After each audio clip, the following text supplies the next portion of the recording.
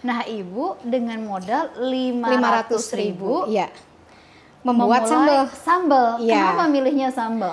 Karena sambal itu menurut saya paling mudah. Semua ibu-ibu pasti bisa ngulek, bisa nyambel. Sudah bisa saya ikut expo di Cina.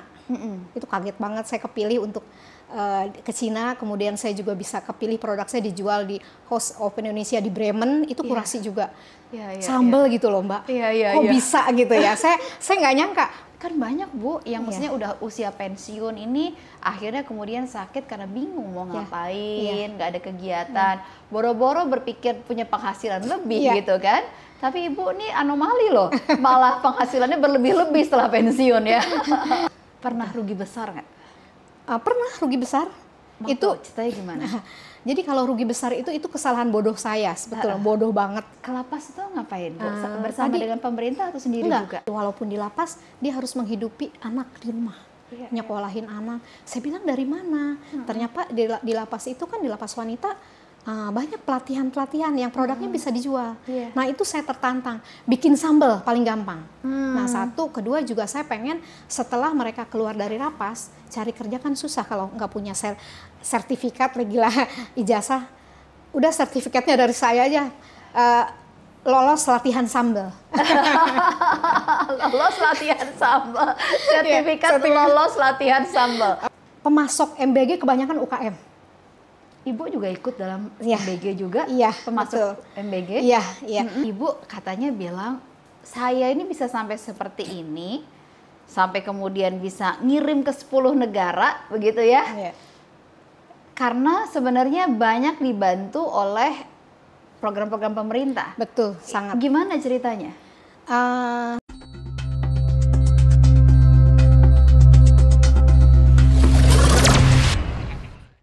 Halo, kita ketemu lagi di Penjaga Harapan bersama dengan saya Prita Laura. Presiden Prabowo punya sebuah konsep mengubah paradigma pengentasan kemiskinan dari yang sebelumnya diberikan ikan, kini diberikan kail. Dari yang sebelumnya diberikan banyak bantuan sosial, kini diberikan program pemberdayaan. Mungkin nggak sih itu bisa benar-benar mengentaskan kemiskinan? Kita coba uji ya, lewat cerita dari ibu yang satu ini, Ibu Lina. Halo Bu Lina. Halo Mbak Prita. Ibu Lina ini biasanya kita kalau sudah mau masuk masa pensiun, itu kita sudah mulai pengiritan ya Bu ya. Iya. Karena pemasukan kan sudah tidak sebesar dulu, betul. Dan kemungkinan biaya malah jadi lebih banyak karena untuk kesehatan dan sebagainya. Banyak yang kemudian di usia pensiun justru jadi miskin kalau nggak kemudian ditopang oleh anak-anaknya. Tapi Bu Lina ini justru di masa pensiunnya malah punya usaha yang berkembang dengan eksponensial, berkembang dengan sangat cepat. Dan bermulanya cuma dengan sambal. Dari satu produk sambal, Ibu Lina dengan modal awal 500.000 sudah mengirimkan produknya hingga ke 10 negara. Kita uji ya, kita pengen dengar ceritanya dari Ibu Lina. Bu, jadi Ibu ini cerita dong sama kita usahanya Ibu apa, ditunjukin juga boleh sama kita. Saya ini usahanya sambal seperti ini, aneka sambal. Dan tapi dulu juga nggak seperti ini, masih botol biasa gitu. Jadi waktu itu sebetulnya saya dulu pernah kerja, tapi pada saat suami mau masuk di pensiun itu mungkin sama lah sama yang lain, kayak galau mau ngapain gitu ya. Jadi gaji mungkin udah nggak sebesar dari suami, nggak banyak lagi. Tapi yang pasti itu saya tuh kayak gini. Tadinya saya aktif, kalau suami pensiun saya nggak mau pensiun juga. Saya pengen justru saya banyak kegiatan, karena biasanya paradigma kalau pensiun itu banyak di rumah sakit. Iya, itu saya nggak mau. Dan banyak yang stres karena harus kemudian mengurangi begitu banyak hal karena pendapatannya kan sudah sangat jauh berkurang. Bahkan ada yang nggak punya pendapatan lagi kan. Betul. Jadi nah, itu Ibu justru malah mulai usaha di usia itu. Saya mulai usaha dan saya juga walaupun sebetulnya memang saya senang. Saya dulu PDG ya Mbak, pedagang. Saya senang jualan sebetulnya. Tapi jualan tuh cuman seneng begitu aja jualan. Oh ini bagus nih saya jual. Tapi pada saat saya pensiun berarti saya harus punya usaha yang memang fokus gitu, nggak asal, bukan iseng. Iya. Tapi saya apa ya gitu ya? Karena kalau saya jualan dulu sempat punya butik atau apa, model berubah berganti itu numpuk ya. Iya. Saya nggak mau itu dan modalnya cukup besar. Saya pengen dengan usaha saya ini tidak terlalu banyak mengeluarkan uang karena kalau pensiun itu udah mulai hemat. Iya. Nah, Ibu dengan modal 500.000 iya. Membuat sambal. Iya. Kenapa milihnya sambal? Karena sambal itu menurut saya paling mudah. Semua ibu-ibu pasti bisa ngulek, bisa nyambel. Iya. Dan kebetulan juga saya resep itu untuk resepnya saya adik saya lebih jago, saya minta resep tapi saya modifikasi gitu ya. Kenapa saya sambal juga? Karena sambal itu kan modalnya beli cabai waktu itu masih 20.000 ya sekilo ya. Beli minyak, beli cabai, barang-barang ada di rumah. Paling saya beli botolnya. Iya. Nah udah saya ngulek tuh. Jadi 500.000 pada saat itu buat beli bahan cabai sama botol, sama kemasan. botol. Iya. Nah itu akhirnya saya coba jual ke teman-teman, ke teman, ke tetangga, ke saudara gitu, cobain dong. Karena saya orangnya harus pede lah, karena banyak juga orang yang mau mulai itu kadang-kadang malu apa yang dijual. Iya. Saya juga sempet sih anak-anak mama nggak salah jualan sambal katanya. Iya. Nah, nggak apa-apa saya bilang gitu. Saya sama sekali nggak malu dari saya biasa kegiatan banyak, tiba-tiba saya jualan sambal. Iya, iya. Alhamdulillah itu sambal responnya cukup bagus. Nah, Ibu dari dulu bikin sambal berapa produk? 500.000 jadi berapa sambal? Berapa botol? Waktu itu sih saya baru satu macem ya. Dapatnya waktu itu kalau nggak salah nggak sampai 100 ya. Karena masih uji coba ya. Iya, iya, iya. Dan itu juga belum bisa tahan lama. Waktu itu 2 minggu aja udah meledak-meledak gitu. Ya, jadi ya, saya ya. memang bikin harus habis. Cuman saya berpikir kalau bisnis kan nggak bisa begitu ya, harus produknya bisa tahan lama, jadi nggak cepet basi gitu ya. Iya. Seperti itu sih. Nah, Ibu katanya bilang saya ini bisa sampai seperti ini, sampai kemudian bisa ngirim ke 10 negara begitu ya. Iya. Karena sebenarnya banyak dibantu oleh program-program pemerintah. Betul, sangat. Gimana ceritanya? Dan saya juga baru tahu ya menjadi UKM itu ya pas pensiun. Iya. Dan saya termasuk yang beruntung sekali, saya mulai usaha, ternyata usaha itu ternyata harus punya legalitas nih. Iya. Harus punya izin edar, punya halal. Nah itu saat itu di kota saya di Tangerang Selatan, sebetulnya nggak cuma di Tangerang Selatan, mungkin di seluruh Indonesia ya. Perizinan itu dipermudah sama pemerintah dan gratis lagi. Nah itu saya pergunakan kesempatan itu untuk mengurus legalitas. Kemudian legalitas punya halal, PIRT, dan itu memang gratis dulu sebelum padahal mungkin sebelumnya itu berbayar cukup mahal dan cukup ribet ngurusnya. Nah pas saya menjadi UKM itu, dan itu kebetulan semua dipermudah sama pemerintah, perizinannya, dokumen juga tidak dipersulit. Ya akhirnya dalam waktu 2 bulan saya usaha, saya udah punya legalitas. Yang dulu itu rada susah. Tapi kalau modal usaha gimana? Modal usaha waktu itu masih minta suami. Iya. Tapi kan saya pengen berkembang dong. Dan saya kalau minta suami terus kayaknya nggak mungkin juga. Nanti keenakan Mbak, tidak berkembang. Nah, saya akhirnya setelah mulai memerlukan modal, saya ajukan pinjaman. Dan pinjaman itu juga sebetulnya gampang-gampang susah ya waktu itu ya. Ada yang percaya nggak sih gitu kan? Tapi karena saya sudah punya produk, saya ajukan waktu itu masih belum banyak ya. Ternyata nggak sulit gitu loh. Mendapatkan pinjaman juga terkoneksi dengan program pemerintah juga? Melalui program pemerintah juga apa waktu itu? Waktu itu kan biasanya pemerintah daerah itu mengundang perbankan untuk sosialisasi, ada KUR loh, seperti itu. Waktu itu kan bunga bank waktu sebelum itu masih tinggi ya, tapi dengan KUR itu ternyata mudah, ringan ya.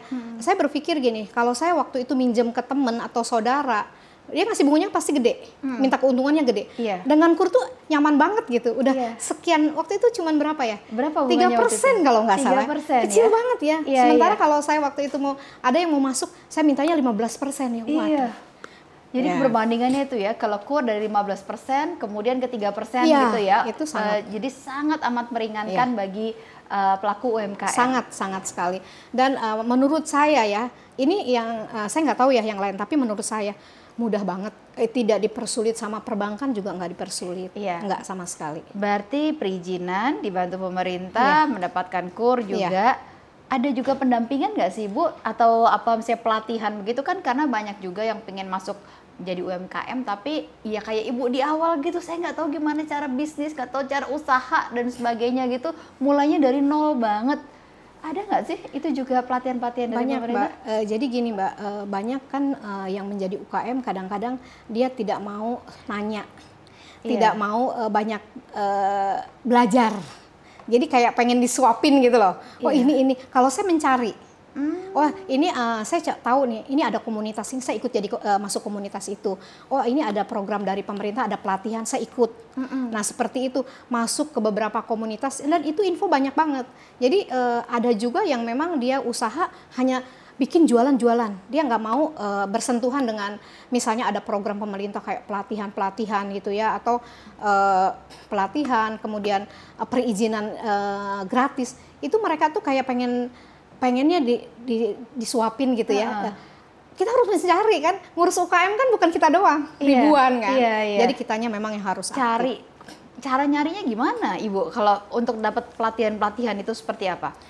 Masuk komunitas. Dan itu biasanya dari komunitas itu kan saya masuk komunitas nggak cuma di daerah saya ada di komunitas kota lain, ada yang malah mungkin komunitas nasional. Itu info banyak banget. Info pemerintah, info pelatihan, info apapun pameran itu biasanya ada di grup.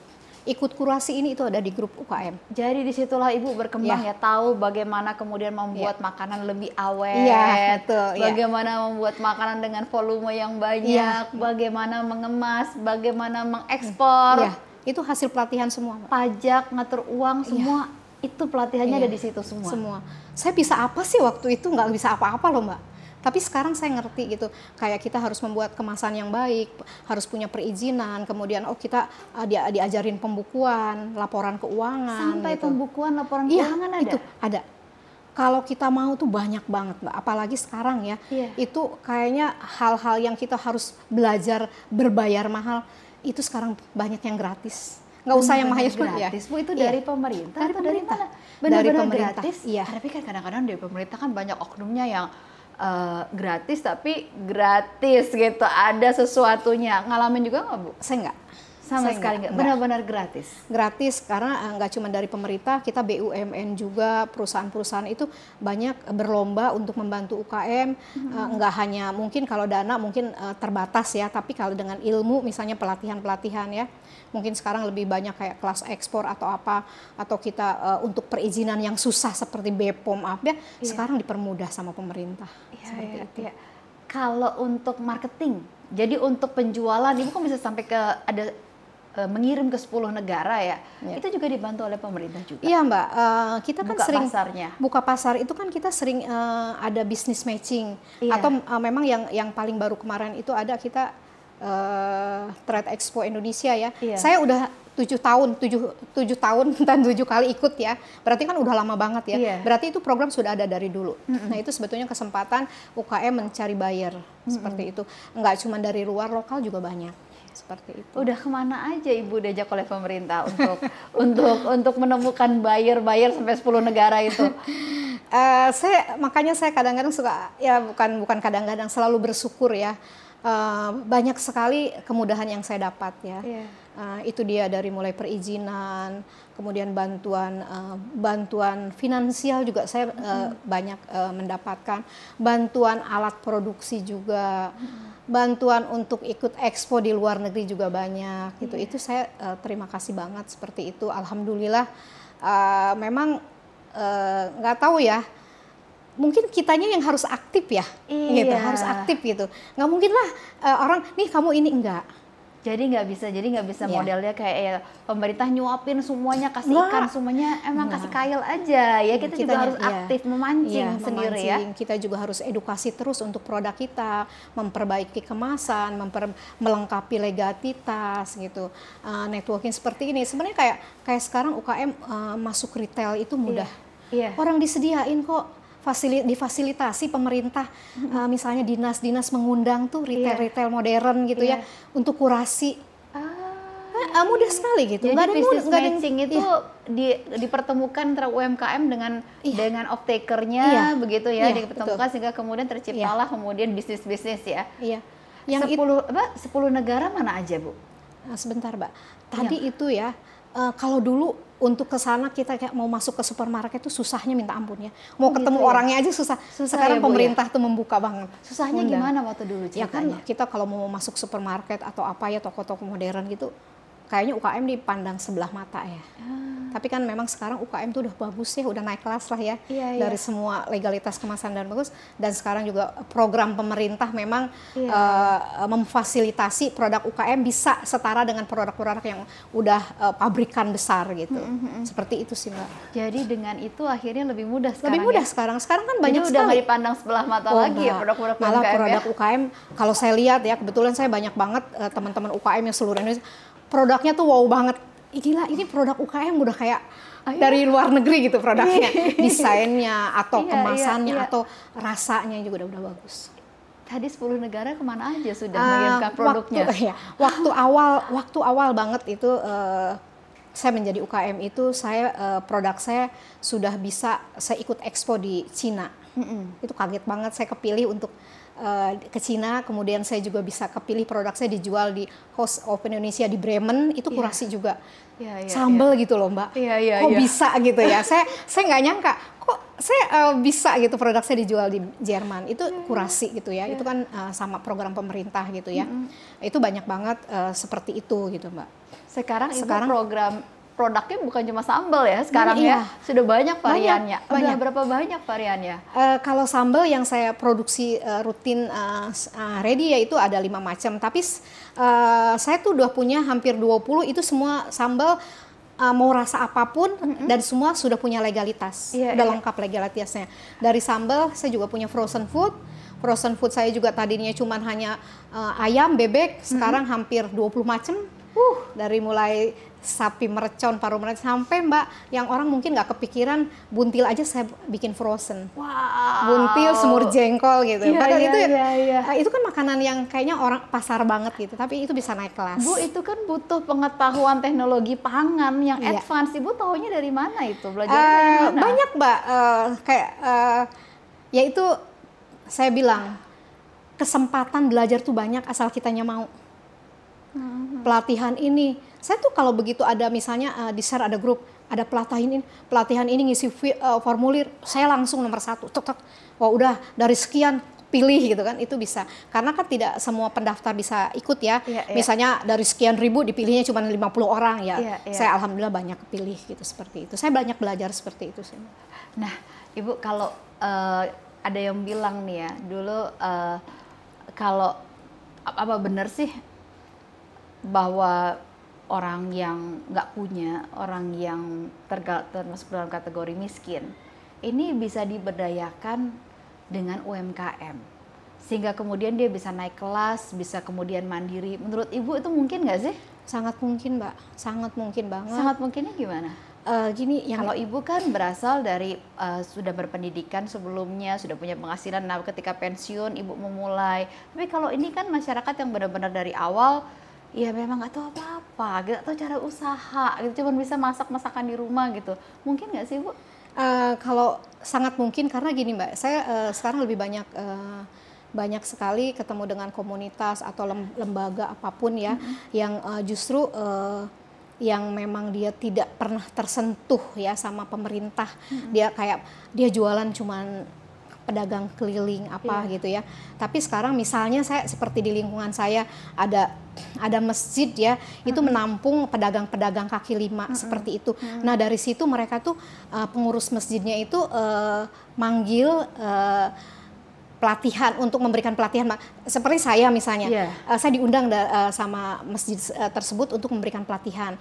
Yang tadinya dia jualan cuman ya keliling pakai tas gitu, dengan misalnya saya mengasih pelatihan sambal, dia itu lebih pede gitu, dan lebih berani. Dan di situ juga produk-produk dia setelah kita edukasi dari kemasan, dari higienisnya, mereka tuh bisa bagus gitu, seperti itu.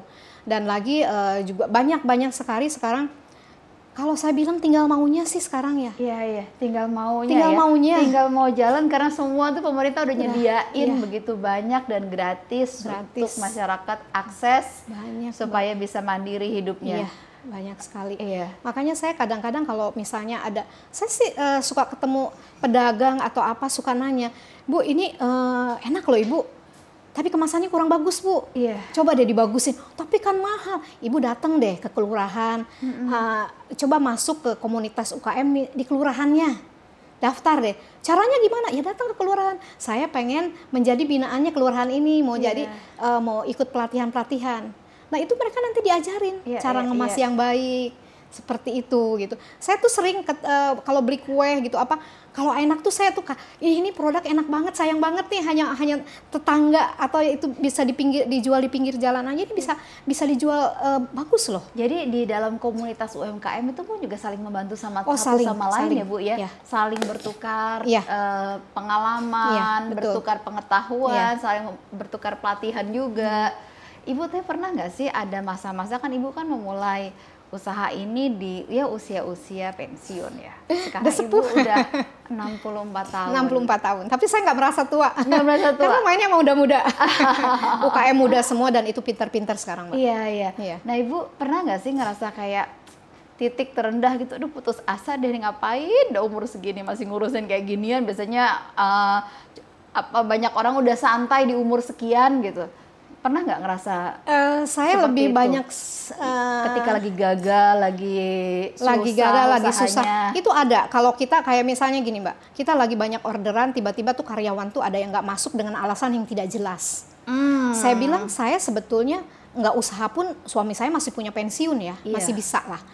Justru saya membuka kesempatan lapangan pekerjaan itu untuk mereka. Tapi mereka juga tidak menggunakan dengan baik. Pada saat kita lagi perlu dia, alasan aja. Kadang-kadang mungkin tanpa alasan gitu kan. Nah padahal kita tuh udah harus kejar target. Nah itu kadang-kadang udah saya berhenti aja apa jadi ini ya, mendingan aku main gitu Tapi balik lagi di usia sekarang saya main juga, teman-teman saya udah jarang yang main. Lain kalau saya main sama UKM yang baru, mereka masih energik. Kesini saya ikut senang, ikut semangat gitu. Jadi kalau saat kecewa ada, tapi saya balik lagi, saya pengen sehat, pengen bahagia, nggak terlalu ngoyo gitu. Pernah rugi besar nggak? Pernah rugi besar. Itu ceritanya gimana? Jadi kalau rugi besar itu kesalahan bodoh saya, sebetulnya bodoh banget ya. Saya sebetulnya sudah tidak ingin ikut bisnis ke orang yang tidak jelas, tapi saya kebujuk gitu Mbak. Padahal saya sering bilang, jangan loh, pokoknya kamu kalau ada yang bisnis ini yuk, nanti untungnya gede. Padahal saya sering edukasi teman-teman, mending usaha sendiri, nanti ketipu. Saya memang sempat itu ketipu lumayan, dan saya malu bilang ke suami, ke anak, malu banget, ke teman juga malu. Ini baru dibuka nih di sini. Kayak saya bodoh banget gitu, mau terbujuk gitu. Karena menjanjikan keuntungan yang besar gitu. Karena tidak semua itu hanya sesaat aja, sebulan 2 bulan ya. Nah, itu yang sering saya edukasi ke teman-teman. Jadi usaha UKM itu memang tidak boleh instan. Memang nggak instan gitu ya. Memang ada proses. Nggak bisa juga usaha langsung meledak, enggak. Perlu perjuangan. Dan saya udah hampir 10 tahun kan begini gitu ya. Kadang-kadang ada jenuh.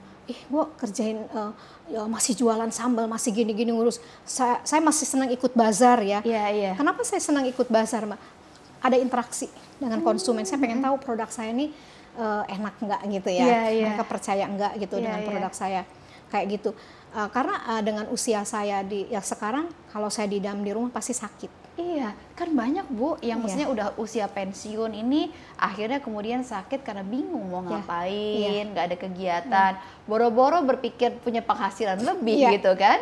Tapi Ibu nih anomali loh, malah penghasilannya berlebih-lebih setelah pensiun ya. Dan memulai usahanya di usia pensiun. Ini di usia pensiun gitu. Jadi kalau saya sekarang bisa begini itu emang saya udah bertekad, saya pensiun ini saya nggak mau diam, saya pengen punya teman, pengen sehat, gitu kan. Dan Ibu juga bukan hanya berusaha, kemudian juga mengajak tetangga-tetangga juga ikut bekerja sama Ibu, tapi Ibu juga aktif memberikan pelatihan ke berbagai daerah, bahkan sampai ke Baduy katanya, bahkan katanya mau ke penjara wanita. Ini program pemerintah atau Ibu sendiri yang pengen begitu? Itu saya Mbak, jadi saya menyisihkan sebagian keuntungan saya untuk berbagi lah ya. Berbagi itu kan saya nggak harus bikin nasi kotak dibagi-bagi gitu ya. Misalnya bagi nasi kotak sini-sini, saya justru pengen ngasih ilmu. Jadi dari keuntungan itu tadi ya, bukan ngasih ikan ya? Iya, jadi saya buka kelas. Saya buka kelas itu gratis. Tapi saat saya memang berbayar, saya buka kelas berbayar. Mungkin saya muridnya udah lebih dari 1.000 ya, saya ngajar itu ya. Wow. Pada saat berbayar, saya berbayar. Karena memang dia untuk usaha. Tapi kalau memang saya untuk menciptakan wirausaha, itu modal saya sendiri. Misalnya kayak, pertama tuh lingkungan. Kemudian ada ibu-ibu pengajian. Jadi dia punya kelompok koperasi, itu kebanyakan anggotanya ibu-ibu benar-benar yang ekonominya di bawah ya. Saya pengen mereka punya ilmu atau punya tambahan pengetahuan lagi nih dengan makanan-makanan. Karena ibu-ibu pasti bikinin usahanya makanan kok. Gitu ya. Lebih banyak karena yang paling mudah. Mereka semua bisa masak. Nah, Ibu sampai ke Baduy segala ngapain? Nah, itu dari tetangga saya mulai ada kampung duafa. Nah, cari nih, ajak pelatihan. Kemudian ada juga di Tangsel kebetulan ada kampung bebas rentenir. Kampung bebas rentenir? Apa itu kampung bebas rentenir itu? Jadi ternyata banyak ibu-ibu ya yang minjem uang ke rentenir ya, dan itu terjerat. Dan itu udah rumah tangganya tuh kayak berantakan itu. Nah di sana pinjol juga? Ya pinjol. Nah di sana ada komunitas yang teman saya juga pengurusnya mengajak nih ibu-ibu dikasih pendidikan, dikasih modal. Dikasih pendidikan, dikasih modal. Nah saya tertarik, yuk belajar di tempat saya. Saya nggak cuma ngajarin sambal, tapi saya juga merubah pola pikir dia. Gitu. Dan ada yang berhasil Bu? Banyak. Boleh ceritain salah satunya gitu Bu, ceritanya namanya nggak usah disebutin tapi kisahnya saja gitu. Jadi Bu, dia tuh tadinya nggak kerja apa-apa, cuman bantu-bantu tetangga gitu ya, nyuci apa. Bu, saya nggak bisa masak. Ibu coba deh bikin gorengan dulu, jualan gorengan, sambalnya yang saya kasih resep. Dia bikin gorengan. Terus saya bilang, Ibu gorengan gimana? Ya sekarang banyak saingan, Ibu bisa masak apa nih? Ya masak saya kan nggak enak katanya gini. Nggak apa-apa Bu, saya ajarin misalnya. Yang penting masakannya tuh yang utama tuh kebersihannya. Harus bersih, harus higienis ya. Nanti dikemas bagus, saya bilang. Terus jualannya juga kalau pakai meja tuh yang bersih gitu. Saya seperti itu. Dan itu akhirnya mereka sekarang punya warung gitu seperti itu. Dan keluar dari jeratan pinjaman. Tujuannya komunitas itu memang itu. Jadi mereka itu dari keuntungan disisihkan untuk membayar hutang. Itu ada catatannya. Jadi itu benar-benar nyata ya Bu ya, bahwa mereka yang miskin bahkan sedang terjerat utang bisa keluar dari jeratan utang dan bisa lebih naik kehidupannya dengan UMKM ini. UMKM ini. Kemudian Ibu juga menyambungkan mereka dengan berbagai program pemerintah juga. Iya, sangat. Jadi saya tuh kalau ada orang yang belum tahu, datang deh saya bilang. Minimal ke kecamatan aja cari info di sana. Nah seperti itu saya banyak. Kadang-kadang ada orang yang takutnya nggak diterima ya. Saya sih bodo amat, yang penting saya sudah menyampaikan gitu. Kalau memang di rentenir ini adanya di mana Bu? Kenapa di Tangerang Selatan? Tangerang Selatan ada komunitas kampung bebas rentenir. Malah sekarang kalau nggak salah ya itu udah di per kecamatan, kelurahan tuh mereka punya perwakilan. Jadi dibina tuh mereka ya, dikasih pelatihan, dikasih modal awal. Wow, ini benar-benar gerakan yang nyata ya Bu ya, konkret ya, karena berarti banyak ya kalau sampai kampung bebas rentenir, berarti satu kampung itu banyak yang saling terjerat rentenir dan pinjaman online. Jadi saya kasih motivasi, apa sih yang nggak bisa gitu, semua juga bisa kalau kita udah niat. Kemudian saya juga ke lapas. Ke lapas itu ngapain, Bu? Bersama dengan pemerintah atau sendiri enggak, juga? Tadinya saya ikut karena suka ada, saya kebetulan sering bermain, ada temen, mungkin kalau artis zaman dulu kenal Om Dik doang ya. Iya, iya. Resilience banget ya sekarang Iya, ya. iya. Saya banyak belajar agama juga sama dia. Nah dia tuh sama teman-temannya kayak Opik dan segala artis itu menghibur ke lapas-lapas gitu. Iya, iya. Nah saya bilang saya nggak cuma mau itu, saya pengen ngajar. Nah saya komunikasi, akhirnya saya ketemu kepala lapasnya, saya mau ngajar sambal boleh. Mereka seneng banget. Nah ternyata makanya saya tahu temuannya Ibu apa dari para wanita yang di lapas ini? Apanya? Temuannya Ibu bagaimana? Ternyata ya di sana itu memang kalau saya sampai merinding ya. Mereka itu ada yang memang tidak bersalah ya. Tidak bersalahnya tuh gini ya. Dia hanya menyelamatkan perut. Iya. Karena suaminya misalnya udah nggak ada, mau makan, dia nyolong gitu ya. Terus ada memang kena narkoba ya, narkoba segala macam. Iya. Tapi saya lihat juga ternyata di sana kan di lapas juga dibina baik ya. Mereka itu walaupun di lapas dia harus menghidupi anak di rumah.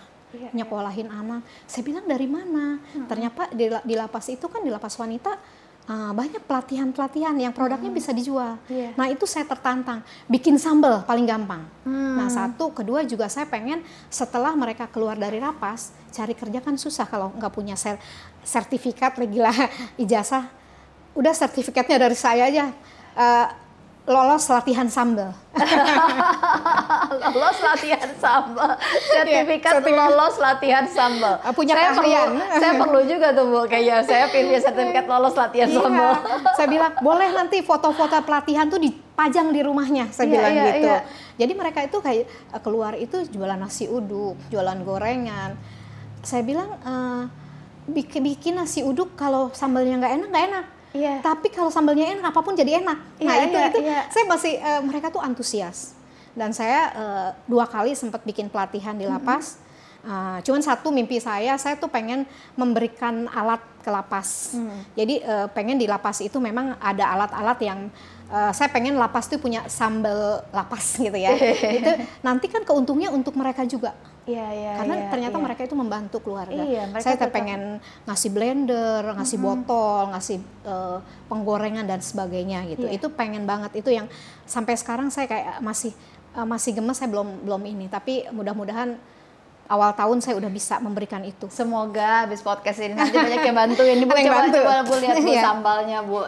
Saya nggak bisa ngebayang loh Bu, dari satu sambal begini bisa selain meningkatkan kehidupan, pendapatan Ibu dan keluarga setelah usia pensiun, memberikan banyak lapangan pekerjaan bagi orang, bahkan mengentaskan banyak orang dari kemiskinan, ya, dari jeratan utang, rentenir, juga para wanita di lapas bisa kemudian punya pekerjaan dari sambal ya, dari sebuah talenta kemudian menyambung dengan banyak program pemerintah, jadilah seperti itu.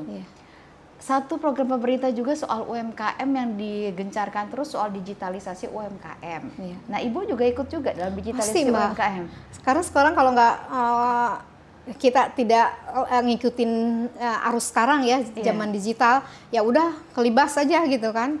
Ya memang saya di usia sekarang kayaknya untuk menerima pelajaran digital itu kayaknya dulu masuknya susah ya, saya dengan suruh mulak ya Mbak ya. Iya, nah itu kan banyak kan yang begitu kan Bu, banyak ibu-ibu rumah tangga gitu yang cuman bisa main HP itu cuman bisa begitu aja gitu, buru-buru digitalisasi kan, kayaknya ribet bener gitu. Nah Ibu gimana caranya waktu itu kok bisa masuk juga dalam program digitalisasi waktu itu saya mengembangkan usaha?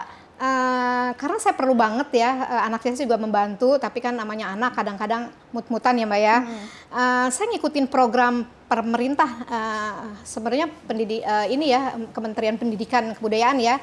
Mereka kan suka, anak SMA suka magang ya. Nah itu saya nerima yang magang, udah suruh megang digitalnya. Oh pinter ya Bu ya, jadi gitu. Memanfaatkan program pemerintah yang anak harus magang itu diterima untuk bikin digitalnya. Seperti itu. Ibu cerdas deh, karena sebenarnya Ibu juga melek program-program pemerintah sehingga kemudian mana yang bisa dimanfaatkan, mana yang Ibu bisa dapatkan manfaatnya dan disambung-sambung disambungkan begitu ya Bu ya. Iya, dan itu saya selalu punya karyawan yang memang saya suka nyari, memang harus muda, yang memang harus dia melek digital. Itu sering, saya kan sering banyak banget undangan atau memang pelatihan yang saya ikutin, saya nggak bisa ngikutin. Aduh, udah deh, kamu aja yang berangkat mewakili. Dan mereka setelah memang ada kerja lebih baik lagi, misalnya ada yang kerja di bank dari saya tuh udah ikut seleksi di bank masuk, dia tuh selalu bilang, Bu, saya ikut Ibu, saya jadi pinter. Karena saya kasih kesempatan mereka yang maju, ikut pelatihan. Saya kasih kesempatan mereka yang maju, bukan saya. Ibu kan dulu bekerja jadi pegawai ya. Pernah ngebayangin nggak sih pensiun malah jadi tukang sambal, melambung kemana-mana gitu? Enggak, bisa sampai ke berbagai daerah, masuk lapas, ngajarin orang, 1000 orang diajarin. Pernah ngebayang nggak? Enggak, sama sekali enggak, Mbak. Saya ke Baduy juga enggak, cuman memang kan saya orang Banten ya. Saya memang pengen, karena ada satu sambal daerah Kalimantan tuh nama brandnya daerahnya. Saya juga pengen punya sambal Baduy gitu. Dan sekarang saya udah bikin, dan saya ngajar di sana, ibu-ibu di sana. Memang Baduy itu rada unik ya. Memang itu budaya yang sangat tinggi, yang memang itu mereka tuh mempertahankannya bagus banget gitu ya. Jadi untuk masuk ke sana edukasi juga. Mereka tuh kayak harus izin sesepuh. Padahal gitu ya. Ada ya sambal Baduy, Bu? Itu saya menciptakan. Begitu. Saya pengen, tapi saya tidak hakikan, itu kan udah ada ya. Karena saya sudah melihat ada di Kalimantan ada nama daerahnya menjadi brand. Saya pengen itu, tapi memang saya masih belum, hanya ada di 1-2 toko ada itu. Saya juga kedua juga saya memang selain lapas, saya juga pengen memberikan pelatihan di Baduy. Saya sampai ngebayangin di hutan kita bikin pelatihan sambal gitu ya. Tapi emang itu harus izin kepala daerahnya, PU-nya kalau gitu ya. Usia pensiun 65 tahun, yang dibayangin sama Ibu ini ke hutan ngajarin sambal. Bu, waktu dulu Ibu ngebayanginnya, Ibu kan bilang, saya nggak ngebayangin di usia pensiun saya, saat ini saya bisa ngembangin usaha, bisa ngelatih ribuan orang, bisa ke hutan, apa segala, ngelatih sambal, ke luar negeri, jualan sambal. Yang dulu Ibu bayangin, kehidupan pensiun Ibu kayak gimana? Saya ngebayang karena saya waktu itu tinggal di komplek ya, di komplek yang selama 25 tahun itu tiap tahun ada yang pensiun. Itu banyak ya, nggak semua sih, tapi ada yang memang dia hanya ngurus cucu, hanya di rumah, terus nggak lama sakit gitu. Saya nggak mau seperti itu gitu. Nah, saya beruntung banget jadi UKM karena teman saya yang usia sekarang itu bisa dihitung loh, UKM seusia sekarang. Saya banyaknya teman saya muda-muda dan pintar-pintar, saya banyak belajar dari mereka. Jadi sebenarnya UMKM ini ibaratnya sebuah lapangan usaha, lapangan kerja yang bisa dimasuki di usia berapapun ya Bu ya? Asal mau. Tadi tuh saya bilang asal mau aja. Iya, asal mau, asal aktif, asal cari tahu, betul ya. Mau belajar itu. Karena sekarang tuh anak-anak muda itu, Mbak, hebat-hebat. Saya pernah punya pengalaman gini ya, Bu, Mbak. Saya namanya ada Food Startup Indonesia ya, Mbak ya. Itu mungkin pas mau masuk COVID ya. Itu saya daftar, Mbak, namanya Food Startup Indonesia. Apa sih, kayak apa sih? Saya daftar. Itu katanya yang waktu itu yang daftar itu hampir 8.000 seluruh Indonesia. Dan saya masuk 100 besar. Akhirnya dipanggil, kita ada acara di Bali untuk belajar di sana, ada pitching, ketemu buyer atau banyak pelatihan. Pas saya datang ke Bali, kumpul saya kaget, Mbak. Kenapa? Saya paling tua. Yang lain muda-muda. Ibu nggak minder. Enggak. Bukan Food Startup Indonesia ini, saya bilang itu paling tua. Tapi saya malah bersyukur ya ketemu teman-teman muda. Saya banyak belajar juga bagaimana dia membesarkan usaha. Karena saya memang saya cuma jualan sambal loh. Saya nggak nyangka bisa seperti ini. Ngelihat teman bagus, saya pengen bagus. Dia pinter, dia begini, saya pengen. Nah, saya belajar. Bu, kalau jualan sambal tantangannya apa sih, Bu? Kalau kan seringkali cabai itu kan harganya fluktuatif, bisa tinggi banget gitu. Nah, ini gimana? Jualnya gimana? Sementara ini kan bahan bakunya sambal, cabai gitu. Iya, cabai. Jadi waktu saya usaha mulai bikin sambal itu masih murah ya, tapi kalau sekarang cabai itu kadang-kadang bisa 120.000 ya.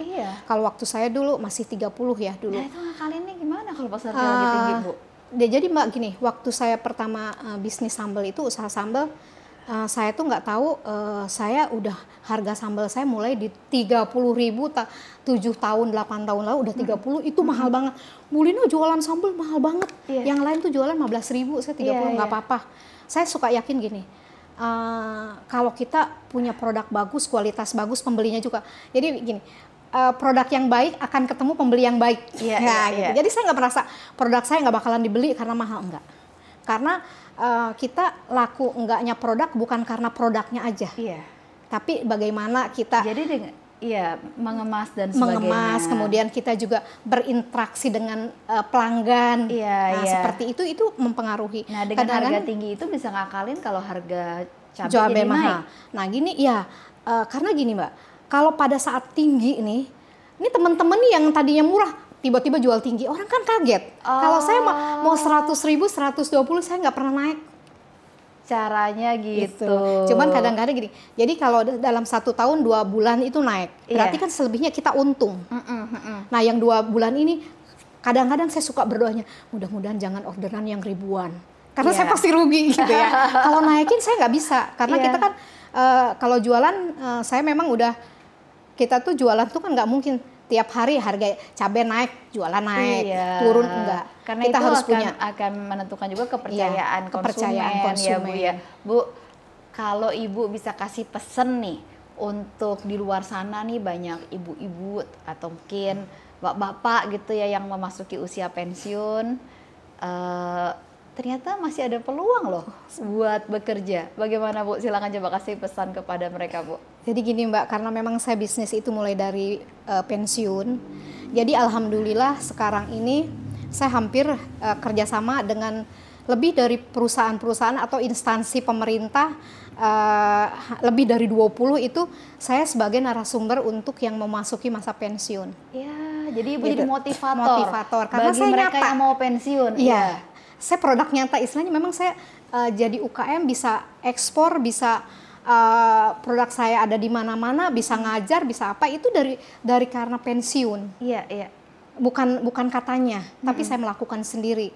Cuman memang suka nanya kalau saya ngajar, Bu kalau Ibu yang ngajar kok nggak ada sedih-sedihnya? Lah saya kan ngajar bukan ngasih kesedihan, jadi ngasih ibu bapak tuh harus tergerak, harus semangat, ngelihat saya semangat. Ibu bapak harus lebih semangat lagi, seperti itu. Jadi memang pas pensiun ini banyak banget justru saya kayak merasa hidup ya. Kalau dulu saya cuma main. Kalau sekarang saya bisa membagi ilmu, gitu. Membagi ilmu dengan keterbatasan saya udah tua, tapi saya masih bisa sharing usaha, memotivasi yang mau pensiun tuh. Pensiun tuh bukan akhir segalanya, gitu. Masih terbuka. UMKM ini adalah ladang pekerjaan yang masih terus terbuka di usia berapapun.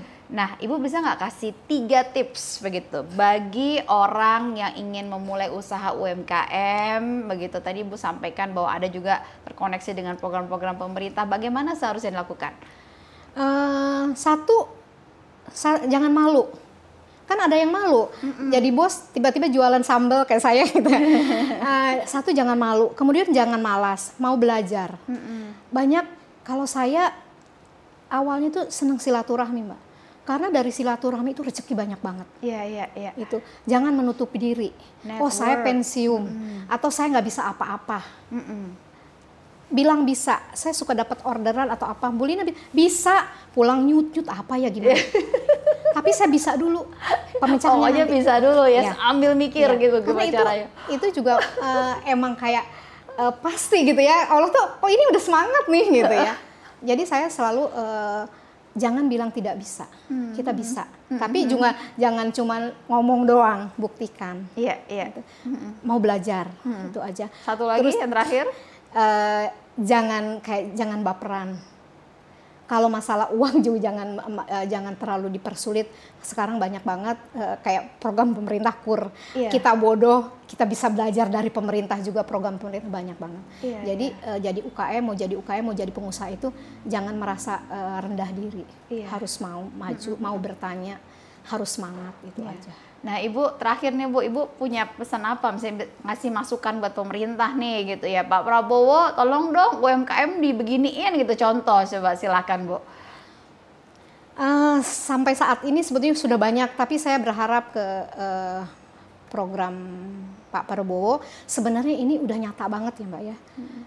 Pemasok MBG kebanyakan UKM. Ibu juga ikut dalam Ya. MBG juga? Iya, Pemasok betul. MBG? Iya, iya.